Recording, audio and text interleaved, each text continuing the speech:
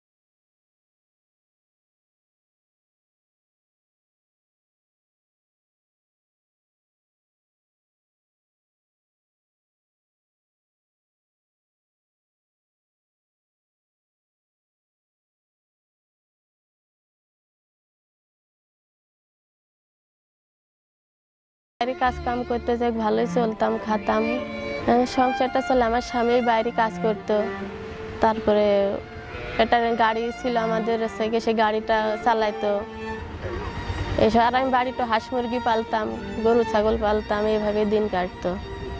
তারপরে হঠাৎ করে অসুস্থ হয়, এখন যা আমাদের গরু ছাগল যা ছিল এগুলো বিক্রি করে দোনার আমরা ট্রিটমেন্ট করলাম বাঁচানোর জন্য। এখন অনেক জায়গায় নিয়ে গেলাম, তবু তার বাঁচাতে পারলাম না। এখন আমাদের যে এখন এমন পরিবেশ হয়েছে যে আমরা দুটো ভাতের জন্য আমাদের বড় স্যার, কারণ আমার দুটো মেয়ে আছে, কিছু নেই, আমি না খেয়ে আমার দিন যায়। এই 5 বছর আমি গার্মেন্টসে চাকরি করতাম, এই করোনার জন্য চাকরি চলে যাওয়ার কারণে আর অল্প টাকা বেতন ছিল, ওই সংসার কোনো রকম চলতো। তারপরে বড় মেয়ের পড়াশোনার খরচ দেব না, আমি নিজে, আবার আমি একটু অসুস্থ আছি, আমি এখন কাজ করতে পারি না, হাড় দুর্বল হয়েছে।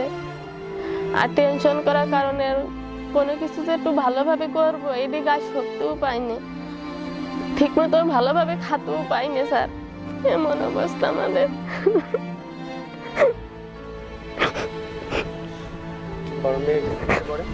বড় মেয়ে ক্লাস 7-এ পড়ে।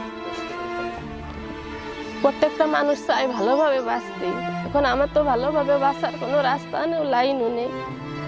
এখন যদি সবাই আপনারা পাশে থাকেন তাহলে হয়তো আমি এসে গিয়ে বাঁচতে পারবো, তাছাড়া বাঁচার কোনো রাস্তা আমার নেই। এখন সরকারের কাছে তো চাওয়া অবশ্যই আছে, সে যেহেতু আমাদের প্রধান, আমাদের মাতা, সে অনেক হেল্প করে সবারই। এখন আমার মতন দরিদ্র আমিও চাই যে আমার দুটো মেয়ে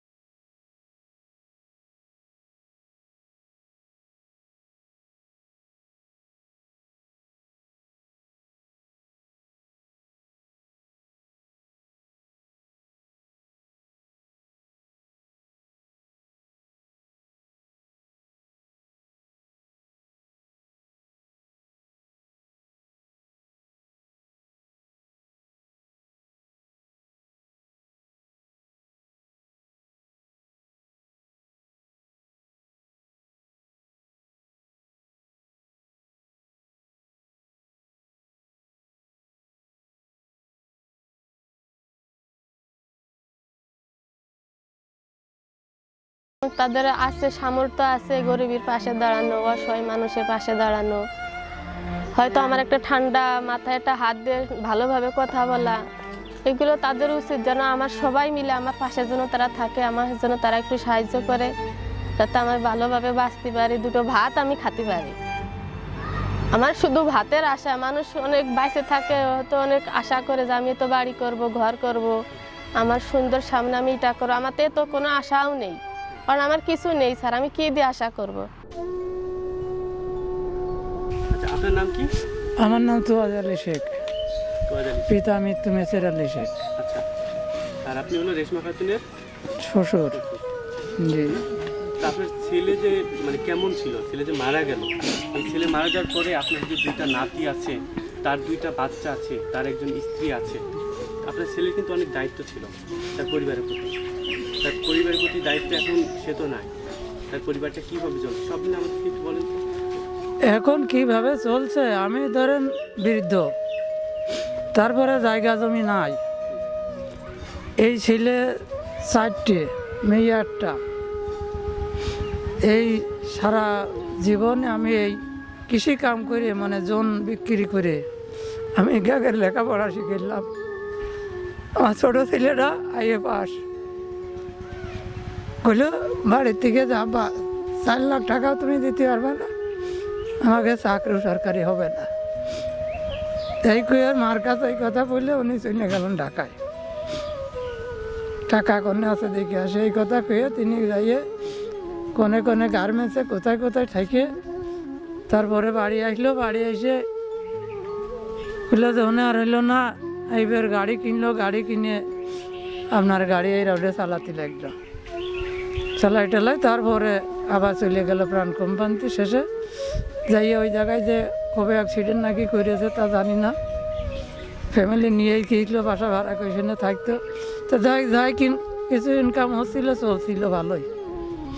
পরে কিছুদিন পরে আমার কাছে ফোন করে বললো আব্বা আমি গায়ে হাত পায়ে আর বল পাচ্ছি না, আমার বলে নাকি কিডনিতে সমস্যা হয়েছে। আমি বললাম যে কিডনি তো মানুষের একটা না থাকলেও চলে, তো দেখো কি করা যায়। সেখানে আমার সাইজে ছেলেটা ওই ঢাকায় ছিল, এনজিও একটা চাকরি করতো। তো বললাম তোমার ভাইয়ের কাছে যাও, ভাইয়ের সাথে যোগাযোগ করে সেখানে যে ডাক্তারের দেখাও। তারপরে সেখান থেকে ডাক্তারে দেখায় 15 দিন ধরে রিপোর্ট করে, রিপোর্টের কোনো ওষুধ পানি দেয় না, কাগজ ওই সাইজেটা নিয়ে আসে। তারপরে দেখা গেল কি ওনার হইল ব্লাড ক্যান্সার। ও গোপন রাখে, বাসায় রাখে।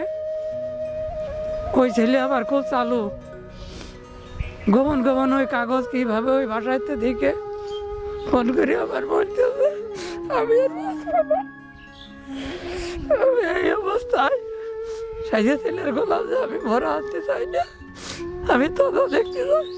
আমি বাড়ি নিয়ে এলাম, নিয়ে আসার পরে আবার কুষ্টিয়ায় দেখালাম, এনে ঝিনেদার বুকে ঢাকার থেকে কিডনি বিশেষজ্ঞ রোমান সাহেব আসে, তার কাছে নিয়ে গেলাম। সে দেখে বললো যে এখনই আপনি আছে ঢাকায় মেডিকেলে ভর্তি করেন।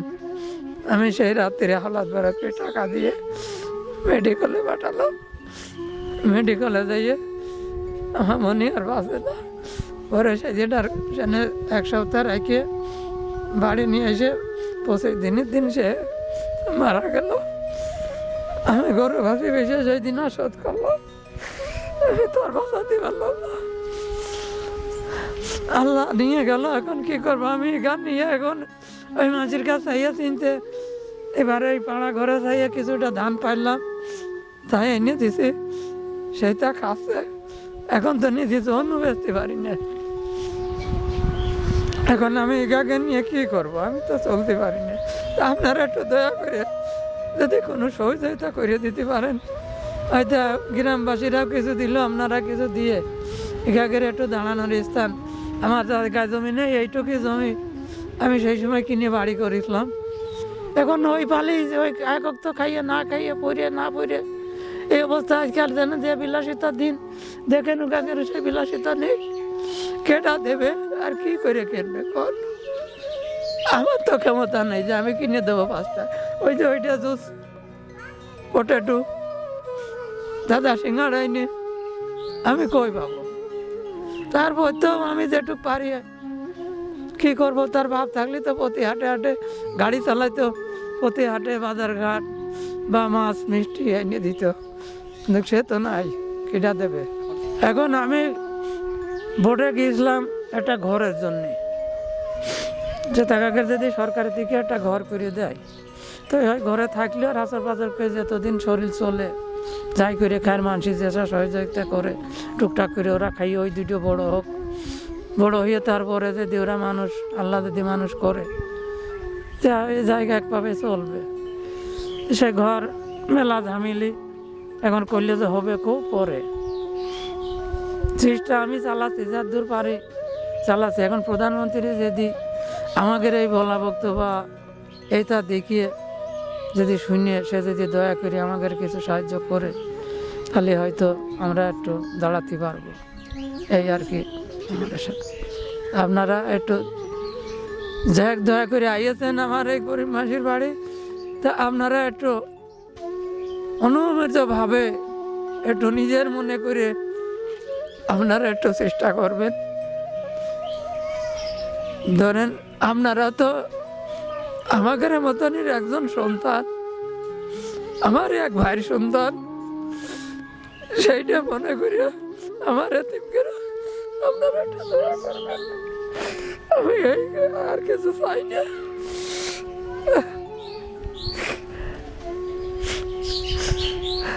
আপনাদের মতনই আমরা ছেলে ওই রকম বুঝলাম।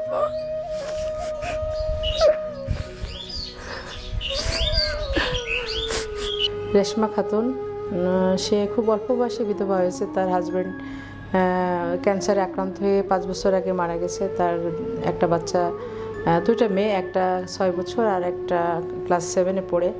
বাট খুব অসহায়, যেটা না দেখলে আসলে কেউ বুঝতে পারবে না যে আসলে ওকে সে কীভাবে লাইফ লিড করতেছে। তো আমরা যদি সবাই যারা আছি, বিত্তবান বা মধ্যবিত্ত, সবাই যদি তার পাশে থাকি, আমি মনে করি যে ও সবার কাছ থেকে হেল্প পাবে, বাট ও ভালোভাবে বাঁচতে পারবে। ও শুধু একটাই চাও ওর যে আমি যেন ভালোভাবে বাচ্চা দুটাকে মানুষ করতে পারি, বাঁচতে পারি দুটা খেয়ে। তো আমি সবার প্রতি আহ্বান জানাবো, আমাদের যারা আছে, আমাদের ঝিনাইদহবাসী যারা মানে বিত্তশালী বা মধ্যবিত্ত, সবাই যদি অল্প অল্প করে আমরা এগিয়ে যাই, তাহলে আমার মনে হয় এটা কোনো অসম্ভব কিছু না।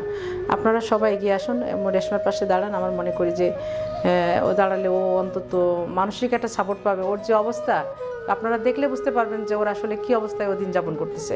ঝিনাইদহর পক্ষ থেকে আমার দেশবাসীর প্রতি এবং ঝিনাইদহবাসীকে আমার আহ্বান, সবার প্রতি আহ্বান থাকবে যে আপনারা সবাই এগিয়ে আসুন, ওর পাশে দাঁড়ান। আমার এইটুকু চাও আপনাদের কাছে।